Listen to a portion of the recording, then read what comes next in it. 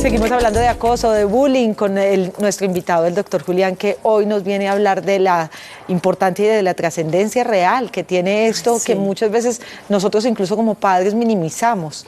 Pero nos habíamos quedado en una pregunta que a mí me parece que es importante, y creo que es que cuando hablamos de salud mental en los niños, muchas veces quitamos el tema de que puede haber problemas de base con estos pequeñitos que están o siendo acosados o que son acosadores. ¿Cuáles son esas enfermedades mentales que podrían estar más asociadas también a los temas de acoso, de bullying?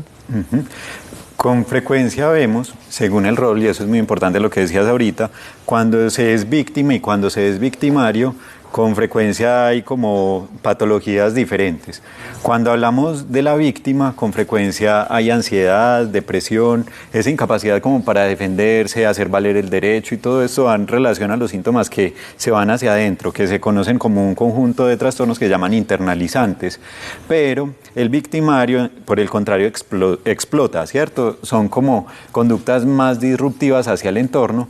Entonces, esos trastornos que son externalizantes, que son más frecuentes en el victimario, son el trastorno opositor desafiante o negativista desafiante, que antes le llamaban así, déficit de atención e hiperactividad, y con frecuencia los síntomas de psicosis en el largo plazo se pueden desarrollar en ambos grupos de población. ¿Sabe por qué me parece importante, doctor? Porque creo que no existe un diagnóstico real en muchos de los niños, o los padres tenemos temor de llevarlos, hay veces, al tema del psiquiatra. Y podríamos solucionar graves problemas, no solamente en la crianza y en el desarrollo de nuestros hijos, sino incluso de infelicidad y de problemas mucho más graves como el suicidio, si fuéramos capaces de atrevernos a diagnosticarlos y a tratarlos a tiempo. Por eso es importante esta población, y es atenderlos rápido, porque cuando ya llegan grandes, lo que en la experiencia he tenido es como que ya el daño que está hecho ha cambiado y es de manera diferente lo que se aborda, mientras que cuando es un niño, ese entorno todavía nos podemos preguntar qué le está pasando y qué podemos hacer para que sea mejor, ¿cierto? Es como, y el dicho de cajón, una semillita que hay que cuidar para que crezca bien y llegue bien. Y además porque su primer entorno, que es el hogar, debería ser el hogar seguro para ellos, o sea, en donde sientan la confianza de hablar con papá y mamá. Muchos niños de hecho son retrógrados, no manifiestan, no hay emociones, y el papá o la mamá en su momento, que quiero ponerme en ese papel, obviamente porque lo soy, es ¿en qué me equivoqué? Yo nunca me di cuenta de lo que estaba pasando, nunca me di cuenta que mi hijo era quien estaba ocasionándole daño a otro hijo, o en ese caso que mi hijo tuviera un problema. Y es que no hay acercamiento con nuestros hijos, se encierran en su habitación y los dejamos en su mundo. Claro, en esto aparece una cosa, y es la voluntariedad. Creemos que es voluntario sentirse triste. Claro, la respuesta a los estímulos del entorno puede ser la tristeza. Es que cualquiera se ha sentido triste, alegre, ansioso, irritado, cualquiera ha tenido una emoción, pero cuando la emoción se va al extremo y no me permite una solución, esa emoción está generando alteración. Cuando hablamos de alteración en el funcionamiento, en psiquiatría hablamos de trastorno. ¿Qué es el temor grande? Que me digan que estoy loco, que me digan que está mal, pero yo creo, y mi postura es, no siempre hay que indicar medicamento, cuando las situaciones por fuera no están bien, cuando podemos mejorar el entorno, cuando el entorno, la casa, es el lugar seguro, podemos hacer cosas para que ese sea el lugar seguro, pues probablemente no hay necesidad de un medicamento. Se pueden crear estrategias a través de terapias que les ayuden a esa persona a reconocer esos gatillos que lo llevan a tener ciertos comportamientos. Así es, y es como no echarle más gasolina a la candela. La vaina es que tenemos que darnos cuenta qué es lo que está generando. Yo siempre explico, esto es como un carboncito que empieza a prenderse, y cualquier cosa es el viento que le ayuda como combustible. Pero yo creo que al final también hay que incluso perderle el miedo al medicamento, porque es que ha cambiado mucho, ha avanzado muchísimo, y en gran parte de los casos es el que ayuda a que tengan mejor calidad de vida los pacientes. Así es, tenemos que buscar la manera de que la persona logre los objetivos que tiene para su vida.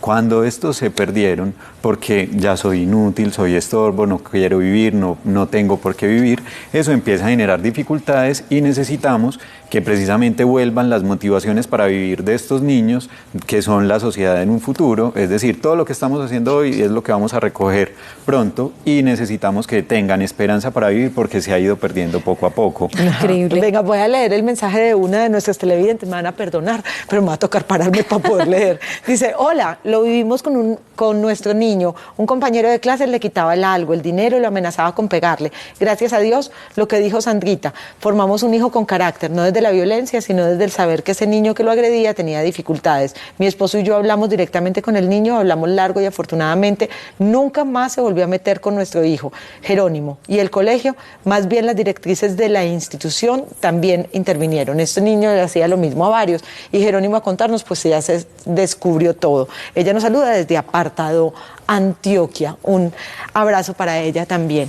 Pero ahí donde yo digo que el acompañamiento de los padres creo que también evita que sucedan cosas que pueden ser catastróficas, no digo que en todos los casos, ni quiero echarle la culpa a los papás porque yo creo que, y vuelvo y me pongo para un papá o para una mamá saber que su hijo es víctima o victimario, es como, pucha, ¿en qué me equivoqué? O sea, esto es una derrota para mí, o sea, como papá, como educador. Pero no nos podemos quedar en la derrota, No. Tenemos que ver qué podemos potenciar en ese momento para que la conducta cambie, porque estamos dándonos cuenta que la conducta de no hacer nada, de dejarme hacer, a pasar a la agresión para la resolución del problema, va a ser más difícil y necesitamos fortalecer las estrategias que tiene ese niño. Además, para adaptarse. Julia, en una sociedad en la que no se deje. Ajá. Si le pegó, péguele. Está validada. Si le pegó, téngale. O sea, y uno dice, no, venga, esta no puede ser la solución. O sea, si te doy una mejilla, usted ¿por qué le ponga la otra para que le dé? Cuando se valida la violencia y no se instituye la norma,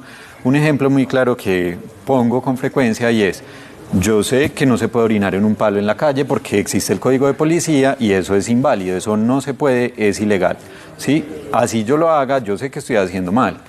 Es enseñarle al niño que hay normas que él puede seguir, hay directrices, hay quien dirige la norma, pero eso es lo que pasa, yo creo, por fuera. Está desvirtuada la norma, entonces no acudo a la norma, está quebrada. Entonces, si no existe la norma en la casa, tampoco veo la norma por fuera.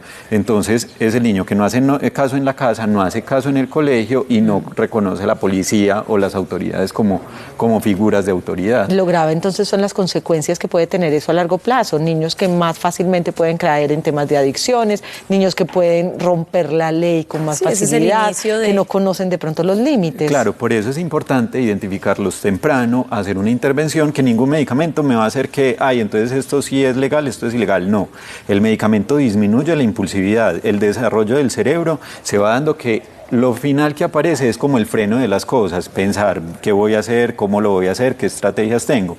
De ahí a que el cerebro se desarrolle, pasa mucho tiempo y al nivel de los otros niños, este niño puede tener menos freno en el cerebro para hacer las cosas. El medicamento ayuda como a parar un poquito ese freno mientras se termina de desarrollar. ¿Tiene que ir de la mano con otro tipo de terapias también? Cuando el medicamento está indicado, se recomienda y no vale la pena como solo. Necesitamos intervención desde otros grupos de apoyo. También que se ha visto que pueden haber otros trastornos del neurodesarrollo, dificultades para leer, escribir, entonces hay un desempeño académico con frecuencia bajo y eso limita obviamente el desempeño y el ajuste en la sociedad de este niño. Hay algo que me parece muy triste y es que por muchos años hemos normalizado descalificar al otro ser humano, o sea, decirle que es chiquito, que es gordito, que es bajito, que no sé, que tiene las orejas grandes, que tiene la nariz grande, o sea, hemos normalizado gozarnos a la otra persona, pues de hecho se ve con frecuencia hasta en el humor que manejamos, hacer ese tipo de cosas y lo vemos normal. Y creo que nuestros hijos, y lo digo ahora en la etapa de la adolescencia, es que entre ellos mismos cuando entran a esta etapa se tratan mal, hay malas palabras y parece que normalizaran esa situación cuando realmente desde casa deberíamos decir, no, es que no tiene por qué pasar. Esas violencias se van modificando. Y ahora me llamó mucho la atención revisando nuevamente el tema y es que todo empieza en cierta medida la validación con el par. Entonces, antes del bullying han propuesto algo y es el chisme, el ciberchisme, así lo mencionaban en los textos. Entonces, yo me pongo a hablar con otra persona que no tiene que ver de lo que estoy hablando. Entonces se ha visto que la validación entre los dos que estamos hablando, por ejemplo, nos quedamos hablando tú y yo por celular de algo que le pasó a Olguita, eso es un chisme y es un paso antes para empezar a creer que yo tengo derecho sobre el otro y opinar todo lo que pueda del otro. Eso sí que pasa ahora. Y eso se modificó mucho con la pandemia en todo esto de la virtualidad, donde el ciberbullying, el ciberacoso se volvió mucho más fuerte, se volvió más manifiesto y eso existe. Es un arsenal más para el victimario. No es que va a dejar de hacer lo otro. Siguen modificándoles las formas de violencia entre pares. Viraliza. Pero además con la gravedad de la masificación de la información. Y se ha visto como en otros países, no sé si aquí porque no lo he visto a través de las noticias, hay niñas que han llegado al suicidio porque se filtró un video, se filtraron unas fotos, se dijeron cosas indebidas de ellos a través de las redes. Y ese es el riesgo más grande de esto. Se ha visto que tanto víctima como victimario y como quien es víctima y victimario a la vez presenta ideas de muerte y puede llegar al intento de suicidio y con frecuencia puede presentar suicidio, que es lo más devastador. Siento que nuestra misión como padres, abuelos, tutores, no sé, cuidadores de nuestros niños es hablarles, obviamente de acuerdo a su edad, a lo que están expuestos. Yo creo que no hay que ponerle tabú al tema de hablar directamente con ellos, de lo que pasa en redes sociales, de lo que pasa en el salón, de lo que pasa en el colegio, de lo que pasa con sus amigos y entender que estos son seres a los que hay que crear con carácter, pero no solamente significa carácter, sino que también respeto hacia el otro. O sea, no solamente que es que mi carácter es ser, no, mi carácter va con respeto hacia los demás. Lo más importante es validar lo que la persona está sintiendo. Si yo valido lo que el otro está sintiendo, posiblemente me siga contando y por eso muchas veces la confianza se fractura y se dejan de contar cosas, por lo menos los niños que son víctimas o agresores, empieza a pasar eso. No cuento lo que está pasando porque esto se volvió paisaje. Entonces, si yo tengo que sentir esto, entonces yo para qué voy a contar si esto es lo que tengo que sentir. Pero a medida que yo ya no soy capaz de responder a eso, vienen todas estas emociones que van generando dificultades. Julián, nuevamente redes sociales para quienes quieran y tener obviamente el acompañamiento que ustedes dan, que es vital en tiempos como los que estamos unos cerebritos. Nosotros, sí, ustedes déjenme de echar piropos. Nosotros estamos en un grupo que se llama Línea Mental y tenemos una red en Instagram que se llama @LíneaMentalColombia. Ahí nos pueden seguir. Desde aquí, desde las Tres Gracias, las puertas súper abiertas porque creemos y vemos también todos los días cómo nuestra salud mental está golpeada, cómo la tristeza es una enfermedad que está tocando el alma de muchos colombianos y que desafortunadamente en la falta de información no le prestamos la suficiente atención o no vamos a tiempo a consulta y hay que consultar. Y yo quiero finalizar esta conversación con una frase que me pasaba en estos días mi esposo, es un proverbio africano, me pareció maravilloso. ¿Me lo va a decir en africano? No. Dice, el niño que no sea abrazado por su tribu, cuando sea adulto, quemará la aldea para poder sentir su calor. Así. No tengo nada más que decir, más temas en las tres.